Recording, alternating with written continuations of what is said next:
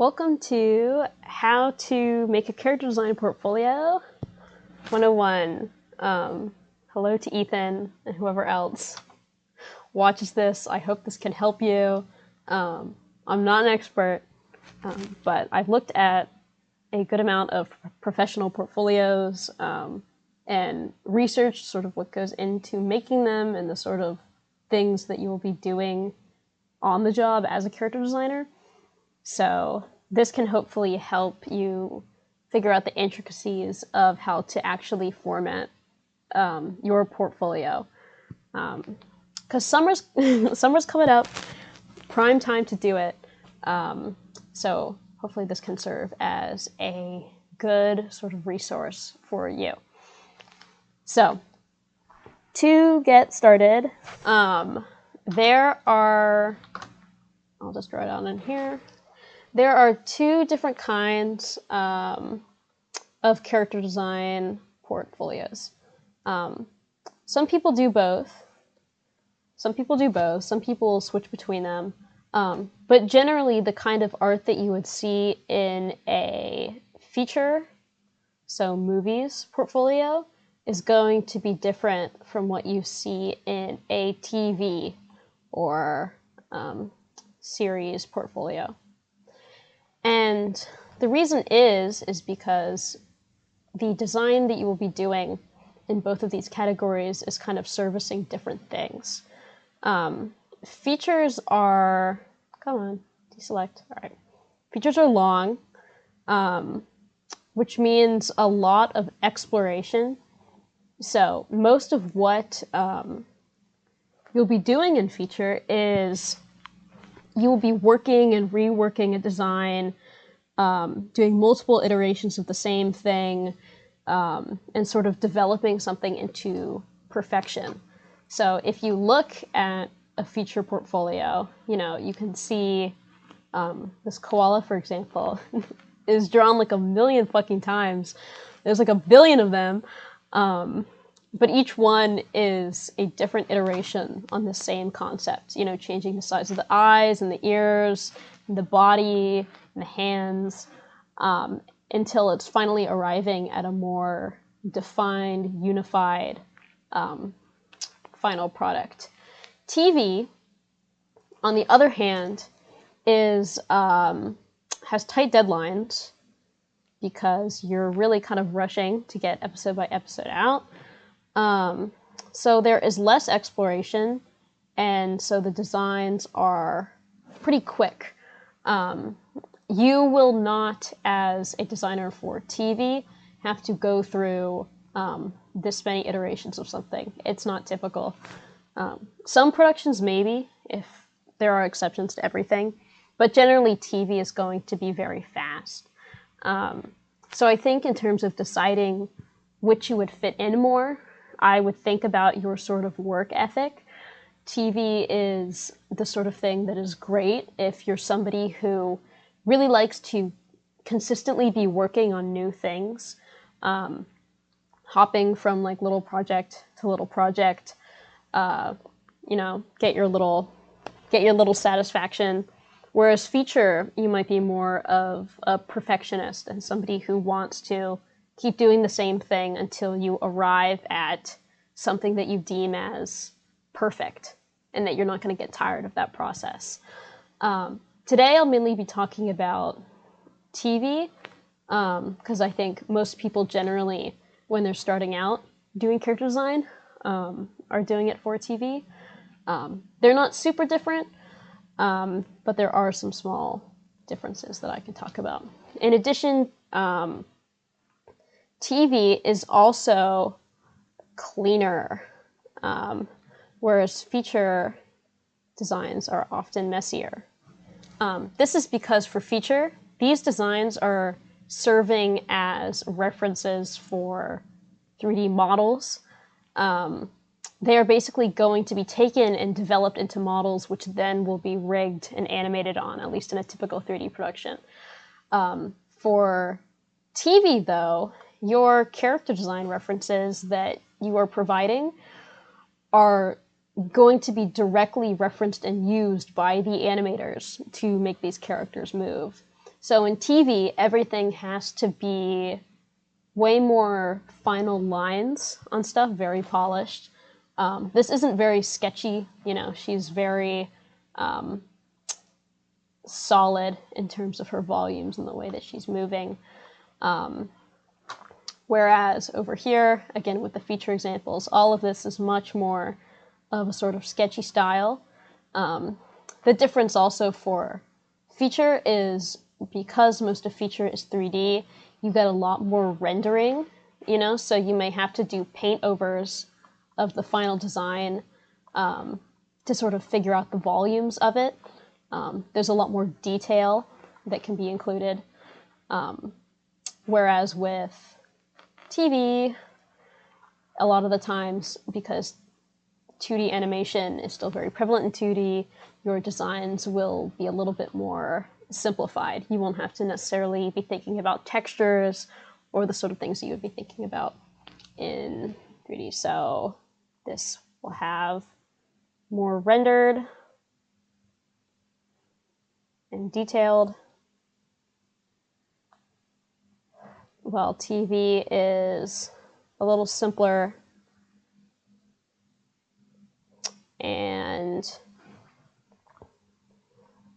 most of the time kind of more flat colors, more graphic sort of style. TV also, you can be way more graphic. There's a lot more that you can kind of get away with in TV than you could in feature. You know, if I was to create a TV character who looks like this, here's my little guy.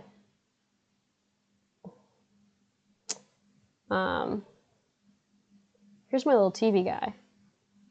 Oh, look, he's so cute. This might be a design that would be really hard to turn into a 3D character for feature. For feature, when you create a character, everything has to be very volumetric, and that has to be consistent. You can't do any sort of the cheats that you would be able to do in 2D animation. You know, like, you wouldn't be able to do sort of like these regular show sort of designs that are kind of built to mainly be seen from like this 3/4 view. Especially like Rigby. He would be horrible to try and create like a 3D model of. So this generally is something that TV is friendly for. If you were making characters for feature, you really have to start thinking about how it's going to actually move in 3D space. I mean, though, obviously this is kind of changing with the more like stylistic 3D movies that are being made, but generally this is still kind of the way that it works. So mainly I'll be talking about TV, so making character designs for 2D animation, but if there's any questions about feature, I can hopefully look into that more. I'm just a little bit more familiar with the TV pipeline. So let's talk about it. What do you need, or what are some things that are going to be good for a TV portfolio? Well, every portfolio is going to have slightly different things. There's no one way to build it, but generally you want to be able to show at least some of the things that I'm going to list off, because it demonstrates that you understand the job of a character designer and what you will actually be doing in your day-to-day work. First thing I would say, this is kind of just general portfolio advice, is I would be very focused. Part of the reason, before I made this video here, I was making a video for Amy where I talked about this portfolio that she has here, this visual development portfolio. Something that I would be careful with is if you want to do character design, if that is something that you're interested in and interested in building a portfolio for, I would have a section of your website that is just character design. As you can see in this page here, we do have these turnarounds. We have some character design stuff here, but we're also getting more into like VizDev illustration here. We're getting into like props. We're getting into, again, more VizDev, background art. You want your website and you want your portfolio to be something where a recruiter can come to it and they can know exactly what your deal is and what you're trying to do. You don't want somebody to show up at your website and feel like you're unfocused or that you lack direction in terms of what you want to do. So your portfolio does not have to serve as the culmination of all of your work. Your portfolio's purpose is to demonstrate that you can do a specific thing well. If there's something that, if you want to do character design, but you also have sections on your portfolio for storyboarding, visual development, animation, if you have all these other categories, I would take those out and only have a select number of categories. I would only have it be things that you actively want to do, because that way your portfolio just feels more focused. It doesn't feel, you don't want your portfolio to feel like a generalist portfolio where you just have everything. You want to be the kind of person where you're like, I'm really good at this thing, and I want you to hire me for this thing.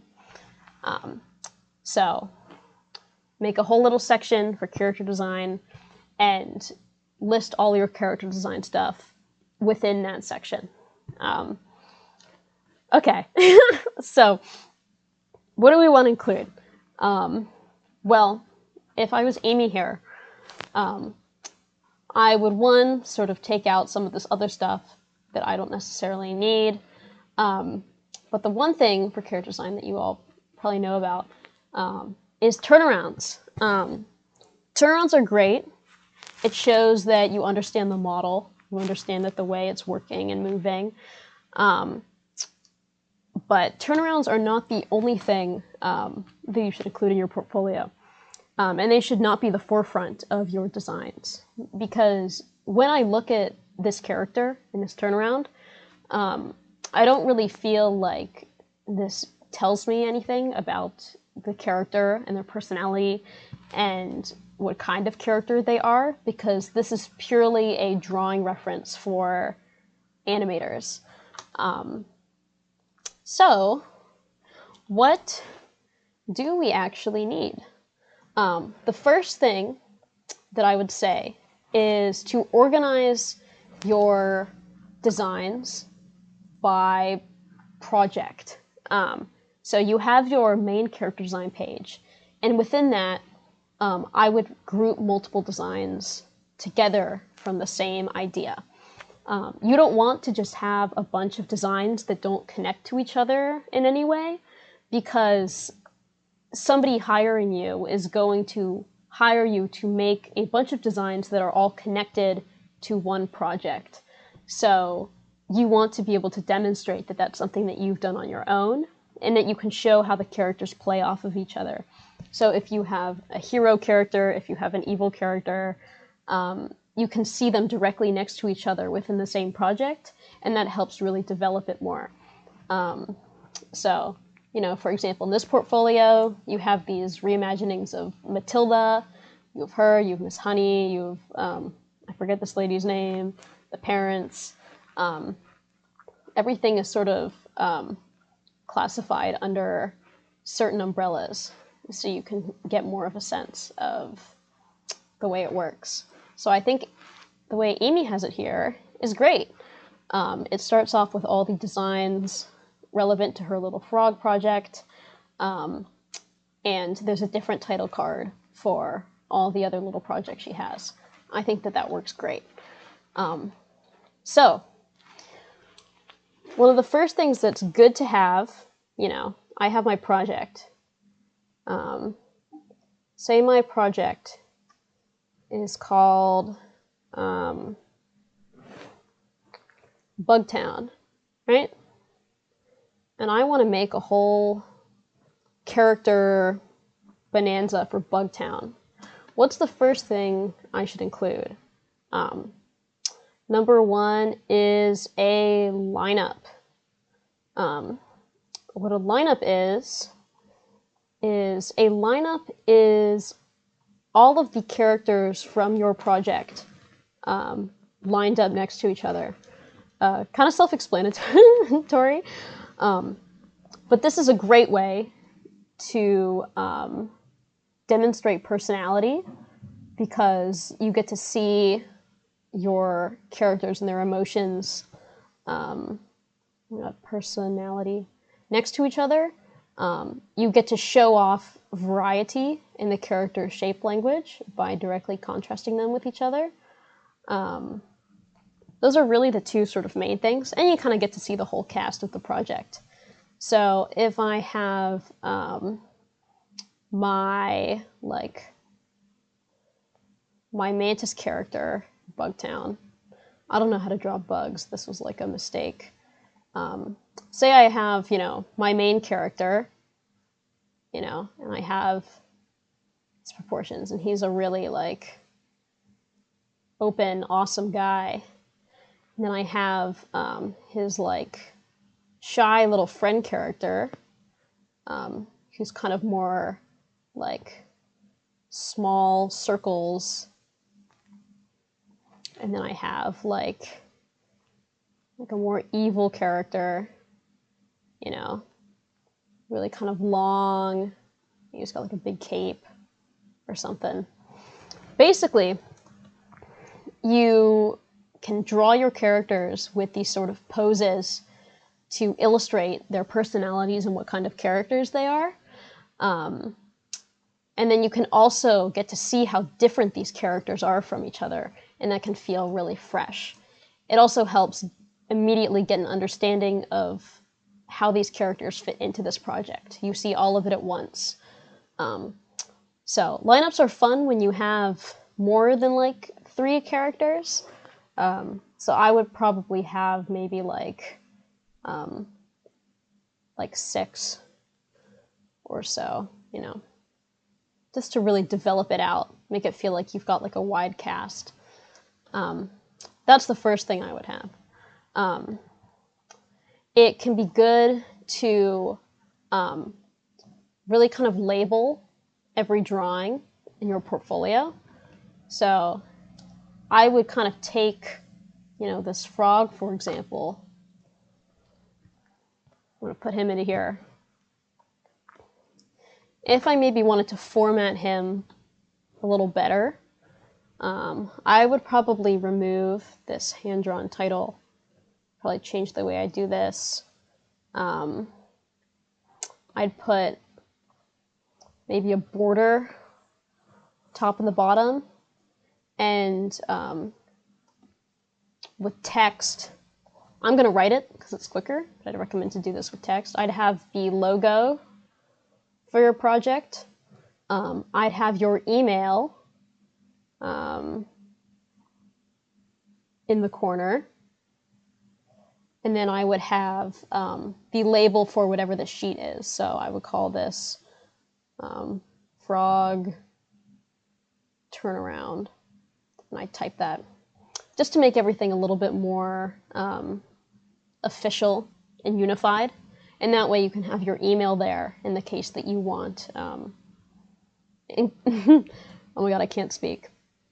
Have your email there so that in case the recruiter would like to contact you, you're just making their job easier by constantly providing that your contact information is right there. So, great, so we have our lineup, theoretically. We have our Bugtown lineup. What do I want to do next? What is the next most important thing that I probably want to see? And those things are poses and exploration. So let's say I have my main bug guy.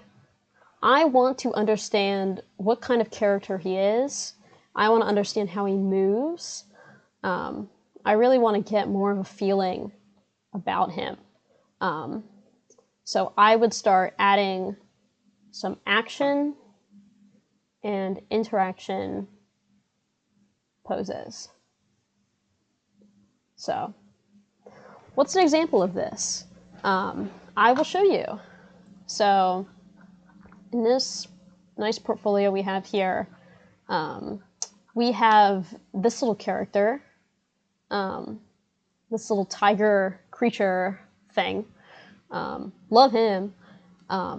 We have this turnaround, which is great. And right near that, we have these poses of this character moving, emoting, how they stand, how they sit. And this is a really great way to just sort of develop this character.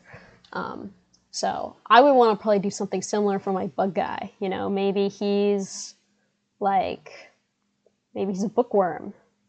I draw him like reading here. Maybe he's like kind of a silly little character. So maybe he's running, and he's trying to like hold his books, but like the papers are flying out. You know, just something to show personality in this character and kind of develop the audience's understanding of them. Another great way to do this, and something to include, is you can include interaction poses as well. And what I mean by that is to flesh out your character's relationship to these other characters. You can draw the two of them interacting with each other. So maybe these guys are best friends, and to show that, I can have them like hanging out, talking to each other. Maybe like, well, I'm just giving the other one like a piggyback ride or something. Basically to show how your character is going to play off these other characters. And this is another great way to sort of contrast the designs of two of your characters. So action poses and interaction poses. Those can both be really fun for developing a certain character you have. I would also include, here we go, some exploration. Whenever you are being hired to be a character designer, you are not only turning in designs that are this polished, you are also, most of the time, going to be turning in work in progress work or concept ideas that you have. So I would include this kind of sketchy inspiration that happens before you arrive at this final character. So this way, if I'm a recruiter and I'm looking at your work, I can have an understanding of what I'm going to be seeing when you deliver work in progress images. You know, I want to see your process because I want to see how you will arrive at the final thing. You know, a really great way to do it, you know, you can have your final design, and then down here you can have little examples of messier, more exploratory versions of it. So that can just be great for really demonstrating the way that you work. So, you know, I would have different versions of my bug guy sketched out when I was experimenting with like shapes and colors, until I have this nice polished final design that I like. So that is all great to include. Next, that I would probably put after that is expressions and turnarounds. So, a great thing to remember is the job of a character designer is one to design characters, but it is important to remember what you are designing those characters for. and that is animation. People are going to use this and this as reference for the actual animation that is going to be made. Most TV productions, the 2D animation itself is outsourced to other countries, so in Canada, South Korea, all this other stuff. So your references that you provide need to be very accurate and very clean so that there is no misunderstanding. You want communication to be as clear as possible because you are working across countries, basically.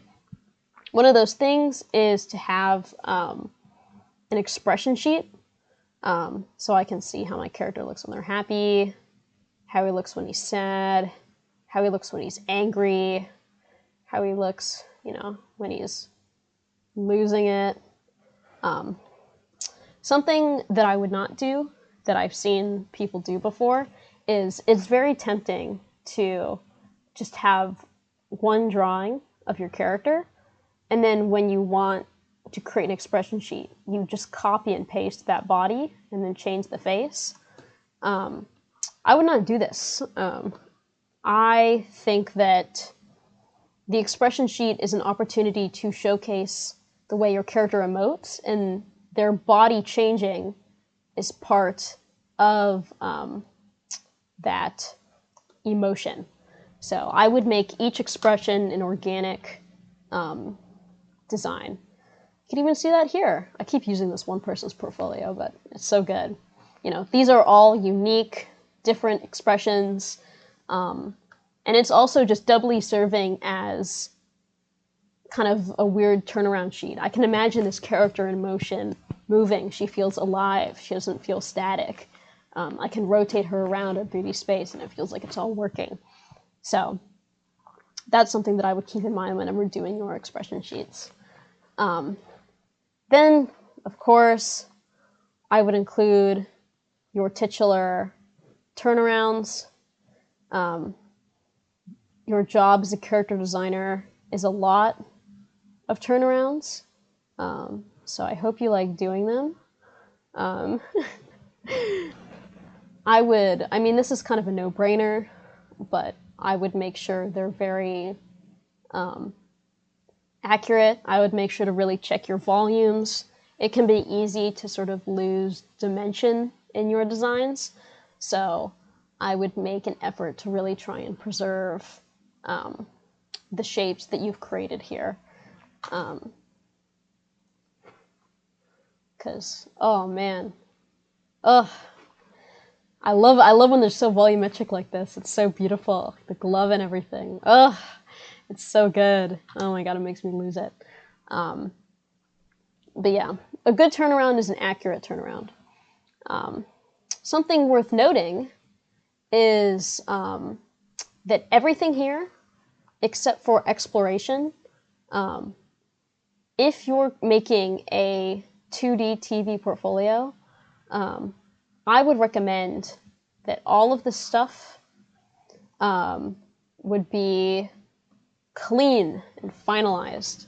I could draw my action interaction poses kind of sketchier, little off model, but I would not really recommend that because this is all sort of serving as reference for animation, and so I would really double check to make sure a lot of this stuff is matching up to your turnarounds. You have Amy has these great sort of like action pose things, but they're also kind of doubling as exploration here. If I wanted to put these in my portfolio as the sort of posing development things of my character, I would make this way more clean and really match up with the proportions of my turnaround. That's what I would do. So now we're getting into kind of like the weird stuff, which is like, you don't really have to include this, but it shows that you know what the job of a character designer is. And that is mouth chart and costuming. So, the job of a character designer for television, a lot of the times, if you're brought onto a show that's already running, you won't be designing the core cast or establishing the artistic style of the show. You will be designing new characters that show up in new episodes, and you will also be designing different outfits and outfit changes and a lot of incidental stuff that's sort of supplementary to the main designs. So I would recommend that you draw one of your characters. You could have them in their regular outfit here. And then with that same pose, I would have different alternate outfits. So maybe this is like a party outfit, and, there's like a big dress, a big bow, like a whole thing. And then maybe I'd have like a sleepy pajama outfit. And then I would have like a little hat, something. You can experiment with color.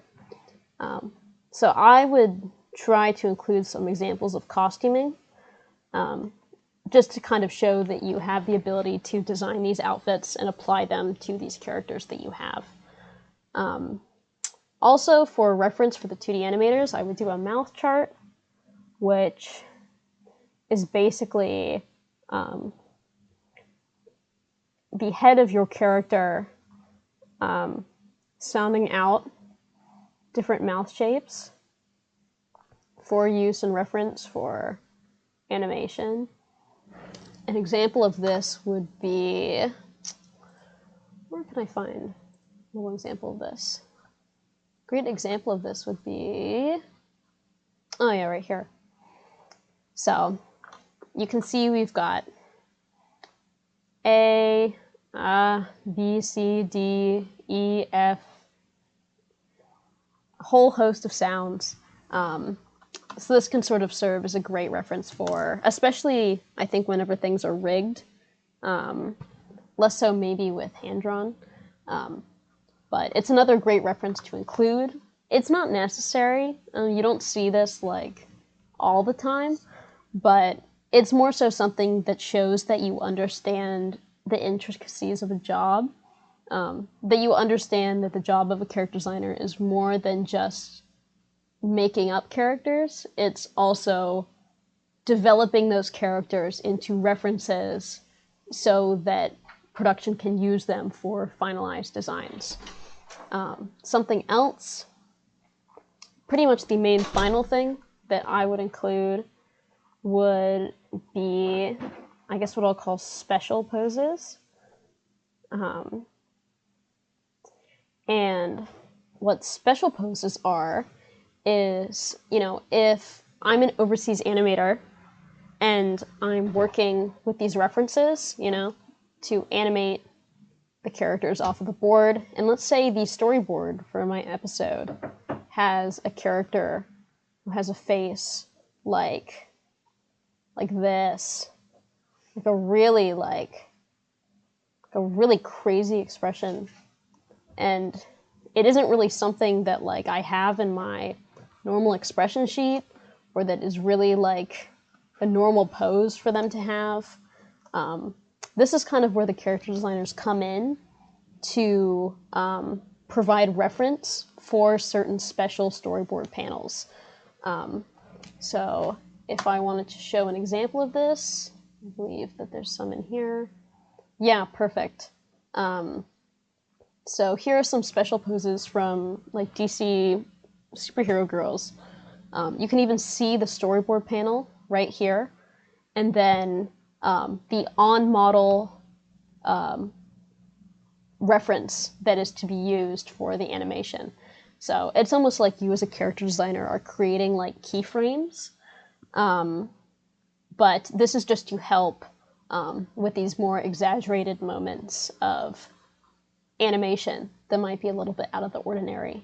For your portfolio for this, I would literally make storyboard panels up There's so much of this that you can like fudge and like fake. So I wouldn't even bother being like, oh, but these characters I'm making aren't part of an actual board. It's like, just pretend that they are. So you can sort of demonstrate your versatility. You can even see more here. You'll also get special poses for like weird angles and stuff. So, you know, here's him lying on the floor. Some more of this bat creature. So, very fun. Oh yeah, this whole sequence, all the keyframes have been roughed out. So, that's what I would do. So, if I'm using my Bugtown characters, you know, I would probably have the storyboard panel in the corner here. What expression I'm trying to do. And then I would have the actual finalized pose right here. All nice and cleaned up for the animators to reference. So, those are pretty much the main things that I would put into a character design for TV portfolio. This not only demonstrates that you can do designs, but also that you understand how those designs will be used and the intricacies of that. Basically, if I have a project, I would do this sort of stuff for maybe the main character and maybe some of it for the side characters. So for my main bug, I would do poses and exploration of him. I do expressions and turnarounds. I do this stuff. And then maybe for some of these side characters, I would do some exploration, some poses, maybe a little bit of this extra stuff if you have space. You probably shouldn't need any more than like, I'd say probably 3 projects max, just so they can get a good sense of the variety in terms of your style. This is just sort of the basic way on how you could format it. Obviously, a lot of whether or not this is something that you would get an internship with depends on your actual ability to design. And, you know, that has to do with shape language and color and all these other things that just sort of take time and practice to develop. So once you are feeling more confident in that, you can sort of combine it with this great format to hopefully get some success with internship stuff. If you're interested in learning more about character design, I have the link to this art resource sheet where there's a section on character design. So you can look at portfolio tips, you can look at some guides to prop design, you can look at different model sheets for reference.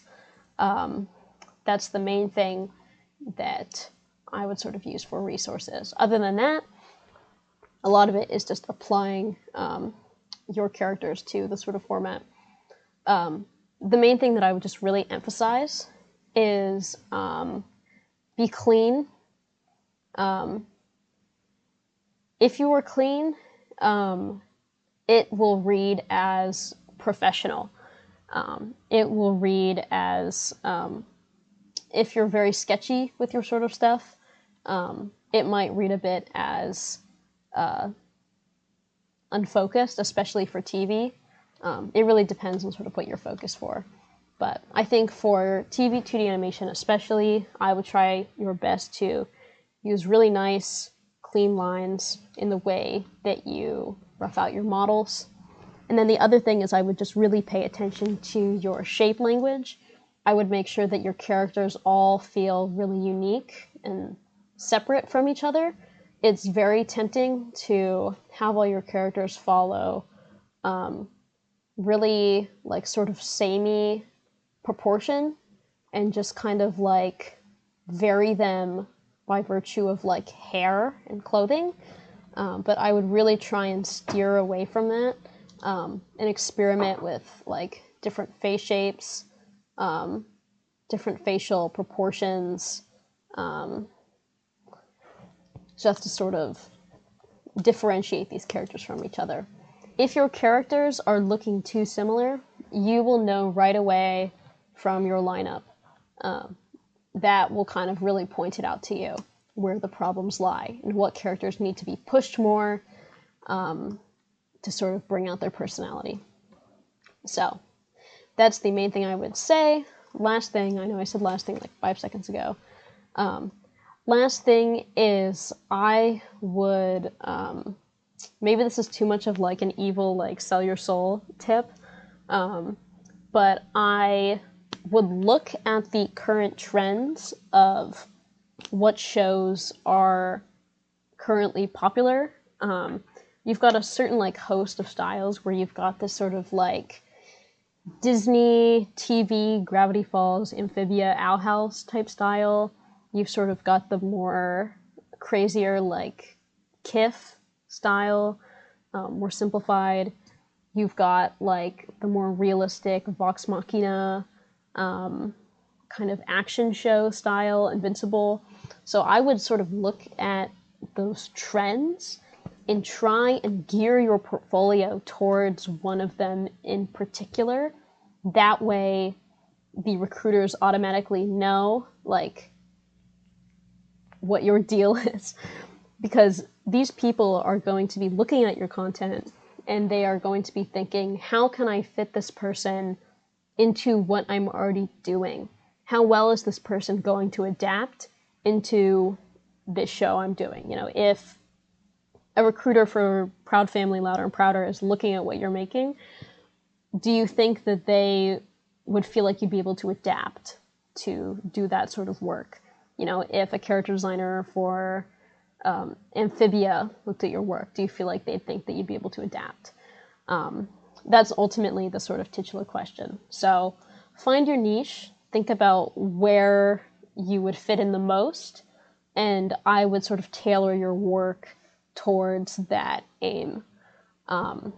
So really, that is the main gist of it.